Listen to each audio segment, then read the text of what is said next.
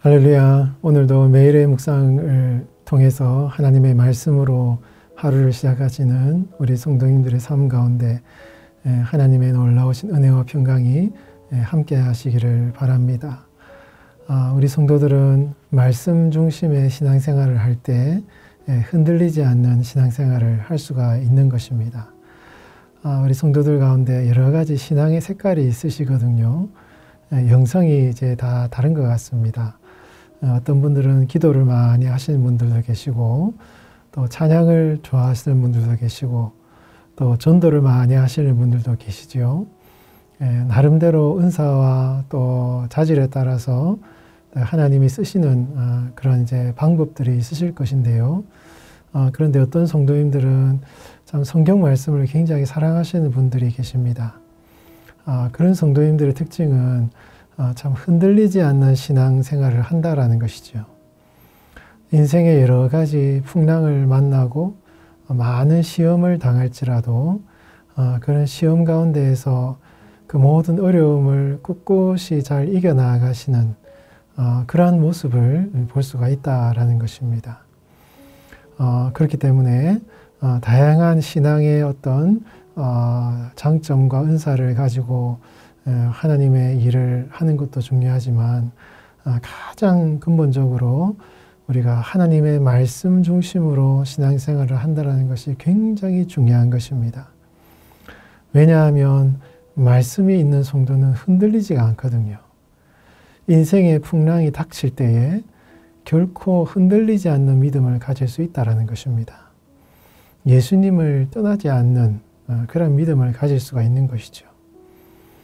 그래서 우리 자녀들도 우리 자녀들이 평생 예수님을 떠나지 않고 굳건한 믿음을 갖도록 하기 위해서는 자녀들에게 무엇보다도 말씀 중심의 신앙생활을 할 수 있도록 잘 가르치는 것이 필요하다는 것입니다. 이렇게 매일의 묵상을 참 사랑하셔서 하나님의 말씀을 늘 가까이 하시는 우리 성도님들 정말 잘 하셨습니다.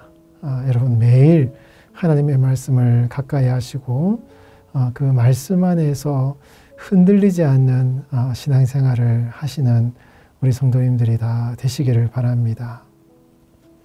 오늘 우리는 마가복음 4장과 5장의 말씀을 이제 통독하는 날입니다.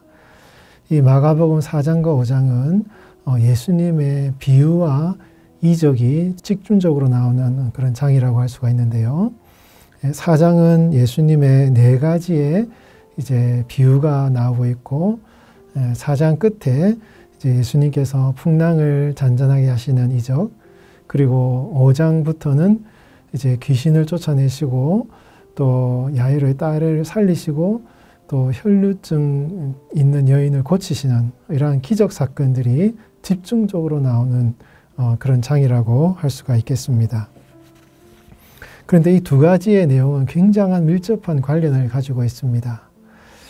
예수님께서 비유를 통해서 하나님 나라의 진리를 가르치시고 그와 함께 기적을 행하셨다는 이 사실, 이 2가지의 사실은 굉장히 긴밀한 관련성을 가지고 있으면서도 참 모순적인 측면을 많이 가지고 있습니다. 왜냐하면 마가복음뿐만 아니라 마태복음이나 또 누가복음을 살펴봐도 예수님의 공생애 가운데 초기에 예수님이 말씀을 가르치시는 그 사역들에 있어서는요, 굉장히 많은 유대인들의 비난과 반대에 부딪히게 되고, 예수님께서 하나님 나라의 진리를 가르치심에도 불구하고 그것을 깨닫지 않고 받아들이지 않고 그것을 거부하는 완악한 유대인들의 그 반대에 직면하시는 그러한 예수님의 모습을 볼 수가 있고, 예수님께서 그렇게 사역을 하셨지만 참 사람들이 이것을 받아들이지 않는 모습을 보시고 예수님께서 굉장히 참 안타까워하시는 그런 모습이 이제 공간복음 초기 이제 앞부분에 많이 나온다라는 것이죠.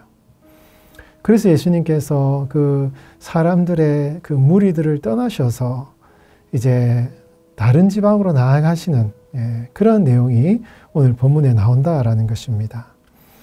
오늘 마가복음 4장 35절 말씀에 보면 이렇게 말씀하시죠. 그날 저물 때에 제자들에게 이르시되 우리가 저편으로 건너가자라고 말씀하셨습니다. 이 예수님의 말씀이 4장에 나오는 예수님의 하나님 나라의 비유와 5장에 나오는 예수님의 이적을 가르는 한가운데 나오는 그런 예수님의 말씀인데요. 이러한 예수님의 저편으로 건너가자라는 이 예수님의 표현에는 어떻게 보면 예수님의 참 실망스럽고 안타까운 그런 마음이 나타나지 않는가라는 것입니다. 날이 저물었고 참 하루 종일 하나님 나라의 진리를 많은 무리에게 가르쳐 주셨지만 그 많은 사람들이 예수님의 말씀을 들어도 깨닫지 못하고 그 말씀을 받아들이지 않는 그 사람들의 모습을 보시면서 날이 저물었을 때 예수님께서 저 건너편으로 건너가자라고 말씀하시는 그 예수님의 말씀 가운데는 참 안타까운, 참 실망스러운 그런 예수님의 모습이 나타난다라는 것입니다. 근데 예수님께서 제자들과 함께 저편으로 건너가셨을 때 무슨 일이 일어났습니까? 4장 끝에 보면은 참 갈릴리 호수를 지나면서 큰 풍랑이 일어나서 제자들이 죽을 뻔하는 그런 사건 가운데 제자들이 믿음이 없어서 참 예수님을 깨우면서 죽게 되었습니다라고 말할 때 예수님이 제자들을 향하여서 너희가 이렇게 믿음이 없느냐라고 책망하시는 그런 예수님의 모습이 나오고 있지 않습니까?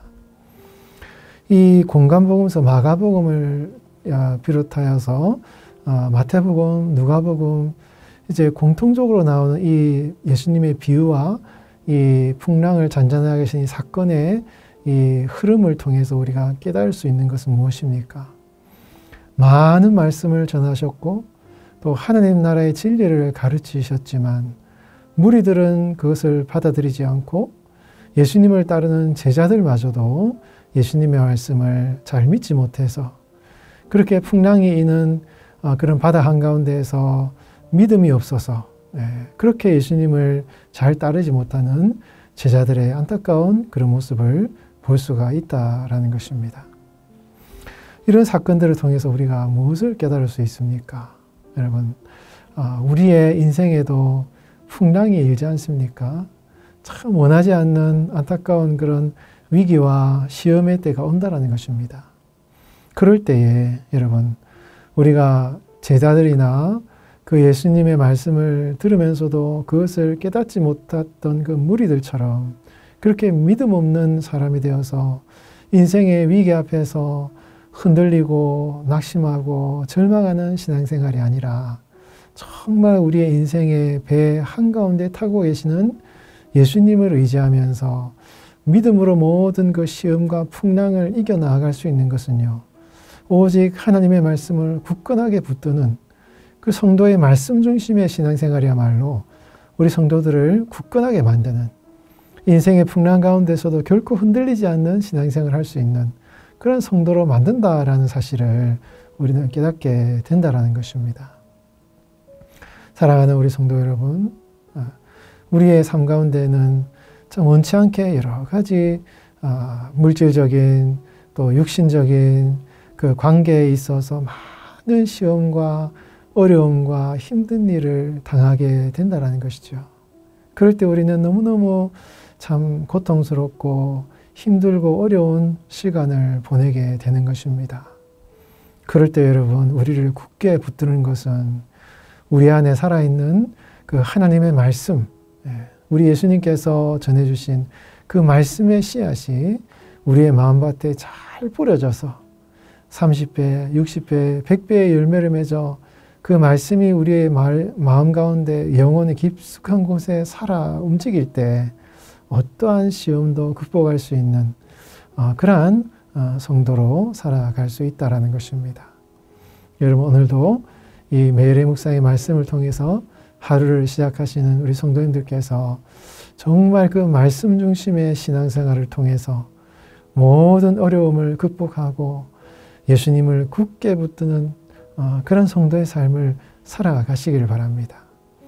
여러분들의 인생에 어떠한 풍랑이 몰아친다 하더라도 그 말씀을 붙드는 예수님과 함께 동행하는 여러분들의 삶 가운데는 결코 흔들리지 않는 믿음을 갖게 될 것입니다.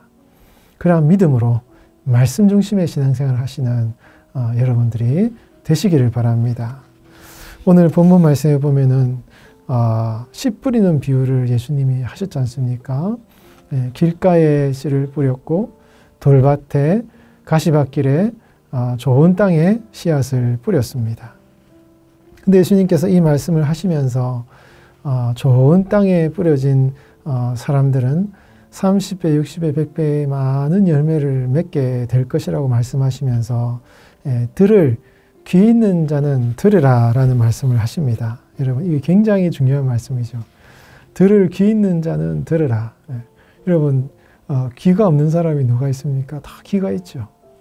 그러나 예수님께서 들을 귀가 있는 자는 들으라는 이 말씀이 어떤 의미겠습니까?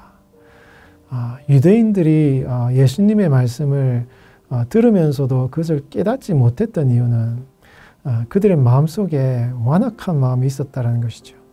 예수님의 권위를 인정하지 않는 마음이 있었다는 것입니다. 여러분, 예수님의 비유는 어려운 비유가 아니거든요. 누구나 그 당시에 살아가는 사람이면은 누구나 그 진리를 잘 알 수 있는 그런 비유들이었습니다.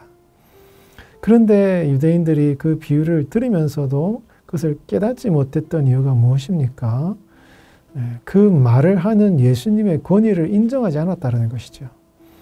자신들이 더 예수님보다 율법적인 권위를 가지고 있는 사람이라는 그런 완악한 마음, 고집스러운 마음, 예수님의 하나님 아들 되심을 인정하지 않는 그런 마음이 있어서 예수님의 말씀을 받아들이지 않았고, 그래서 그들은 육신의 귀가 있었지만 그 들은 말씀을 마음의 순종함으로 받아들이지 않고 그 말씀대로 살아가려는 의지를 나타내지 않았다라는 것입니다.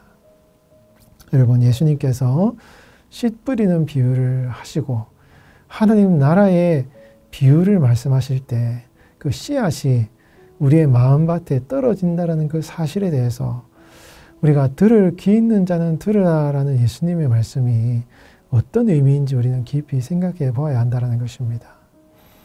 여러분, 우리가 읽고 묵상하는 이 기록된 하나님의 말씀, 이 성경 말씀은요, 온 우주 만물을 창조하신 그 놀라우신 하나님 아버지의 말씀이라는 이 사실을 여러분, 우리가 잊지 말아야 하는 것입니다.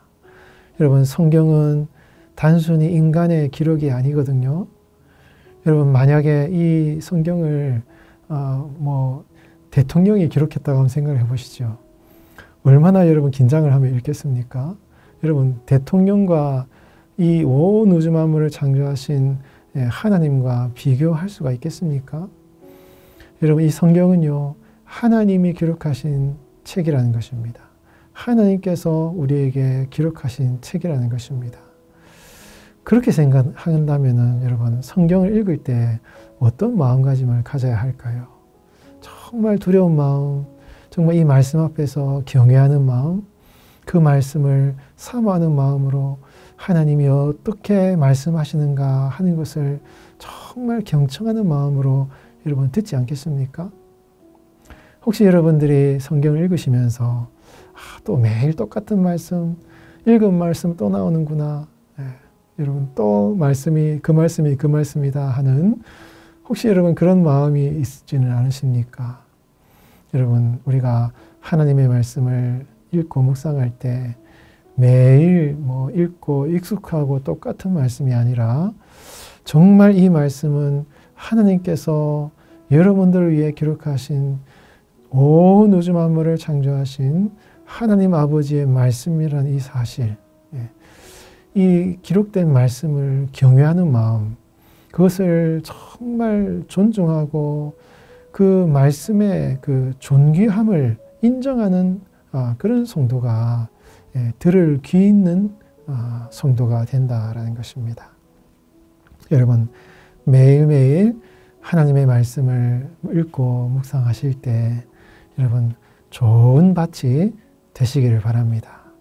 하나님의 말씀이 여러분의 마음밭에 뿌려질 때 정말 경외하는 마음으로 그 말씀을 사모하는 마음으로 오늘도 하나님이 나에게 무슨 말씀을 하시는가 하는 그런 경외함과 또 존중하는 마음과 사모하는 마음으로 그 말씀을 잘 읽으시길 바랍니다.